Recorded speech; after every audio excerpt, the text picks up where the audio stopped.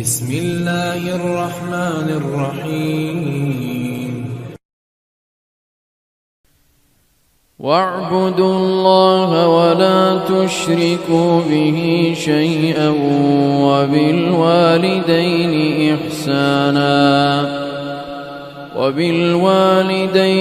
إحسانا وبذي القربى واليتامى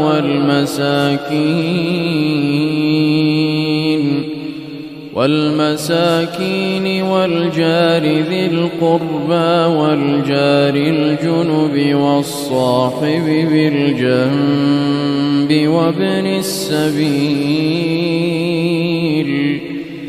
وابن السبيل وما ملكت أيمانكم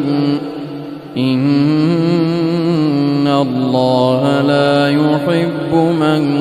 كان مختالا فخورا الذين يبخلون ويأمرون الناس بالبخل ويكتمون ما آتاهم الله من فضله وأعتدنا للكافرين عذابا مهينا والذين ينفقون أموالهم رئاء الناس ولا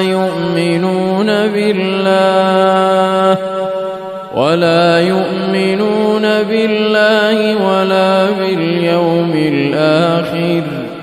ومن يكن الشيطان له قرينا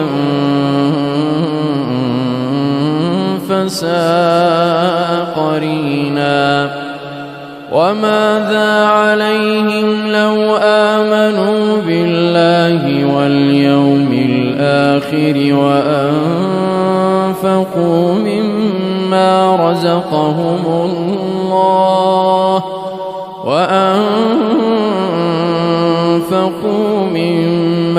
رزقهم الله وكان الله بهم عليما إن الله لا يظلم مثقال ذرة وإن تك حسنة يضاعفها ويؤت من لدنه أجرا عظيما فكيف إذا جئنا من كل أمة بشهيد فكيف إذا جئنا من كل أمة بشهيد وجئنا بك على هؤلاء شهيدا يومئذ يود الذين كفروا وعصوا الرسول لو تسوأ بهم الأرض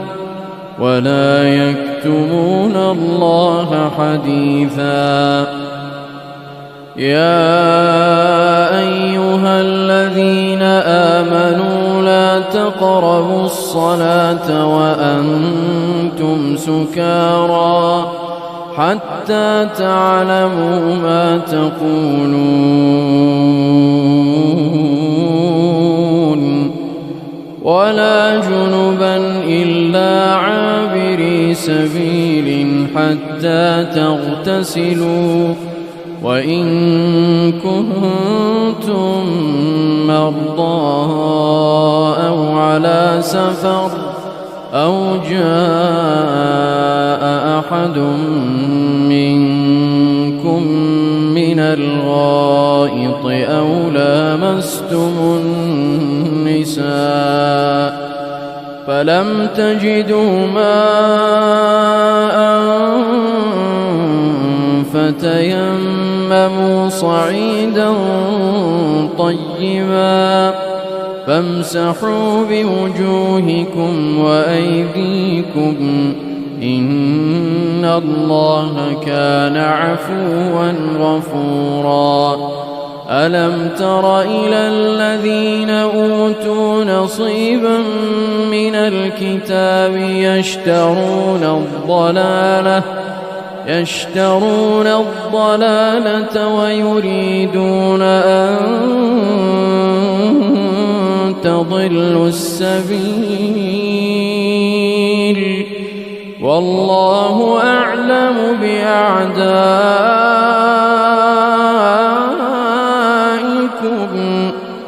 وكفى بالله وليا وكفى بالله نصيرا. الله أكبر الله أكبر. الحمد لله رب العالمين الرحمن الرحيم مالك يوم الدين إياك نعبد وإياك نستعين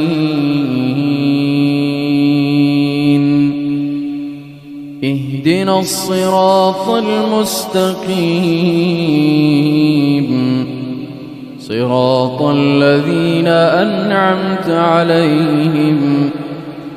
صراط الذين أنعمت عليهم غير المغضوب عليهم ولا